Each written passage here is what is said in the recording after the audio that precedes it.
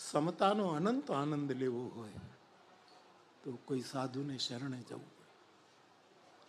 અને સાધુ હંમેશા સવાયો હોય, સ્પર્ધામાં નહીં, સવાયો હોય. બાપુ મને આપણા પ્રાચીન ભજનોમાં સાધુનો બેડલો સવાયો આવું આવે છે.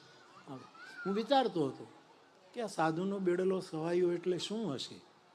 પણ વર્ષો પહેલાં કાશીમાં કથા હતી અને હું બોટમાં મારો ઉતારો હતો. એટલે કેટલાય નિષાદો બોટ દ્વારા ધંધો કરે, આ બાદ પારથી આ પાર લઈ જાય, રામનગર લઈ જાય, આ બાજુ લાવે. પણ એની નૌકામાં બીજું વિશેષ કંઈ નહીં હોય, ખાલી નૌકાને લઈ જાય ને ઉતારે. પણ એક સાધુ બાપુ એણે આ શરૂ કરી ફેરી, એ લઈ જાય ને લઈ આવે. પણ એ સાધુએ એક નાનકડી એવી હોડી એના નૌકાની સાથે બાંધી રાખી અને એની સાથે વાર્તાલાપ થયો. મેં કીધું આ શું, આ કોઈ તો રાખતા નથી?